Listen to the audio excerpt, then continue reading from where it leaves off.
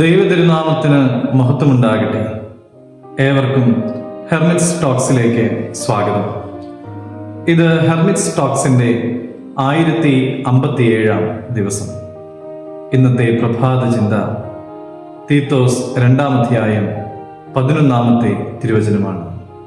സകല മനുഷ്യർക്കും രക്ഷാകരമായ ദൈവകൃപ ഉദിച്ചുവല്ലോ.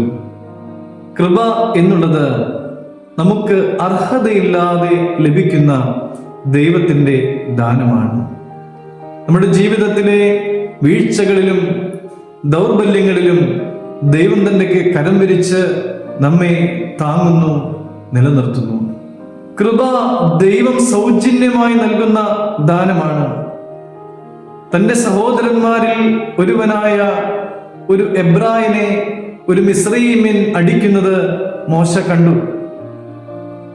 അങ്ങോട്ടും ഇങ്ങോട്ടും മോശ നോക്കി, ആരുമില്ല എന്ന് കണ്ടപ്പോൾ ആ മിസ്രയീമ്യനെ അടിച്ചു കൊന്ന് മണലിൽ മറവ് ചെയ്തു. പാപം ചെയ്തവനായിരുന്നിട്ടും ദൈവത്തിൻ്റെ അളവറ്റ കൃപയാൽ തൻ്റെ അപൂർണദാസനെ ദൈവം ഉപേക്ഷിച്ചില്ല.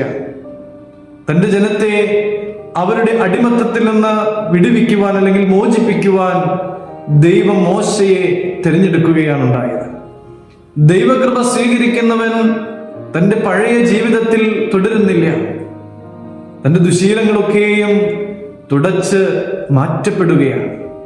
മനസ്സ് പുതുക്കപ്പെടും, വിനയം ധരിക്കും. മറ്റുള്ളവരെ കരുതുവാൻ തക്കവണ്ണം തൻ്റെ ജീവിതം ദയവ് നിറഞ്ഞതാക്കി മാറ്റുവാനും അവർക്ക് സാധിക്കുന്നു. കൃപ ദിവസേന അനുഭവിക്കേണ്ട ആത്മീയ സുഹൃതമാണ്. ദൈവകൃപയിൽ വളരുവാൻ, മനസ്സ് പുതുക്കി രൂപാന്തരപ്പെടുവാൻ, കൃപ അനുഭവിക്കുന്നവരായി മാറുവാൻ നമുക്കെല്ലാവർക്കും സാധിക്കട്ടെ. ദൈവം അനുഗ്രഹിക്കട്ടെ.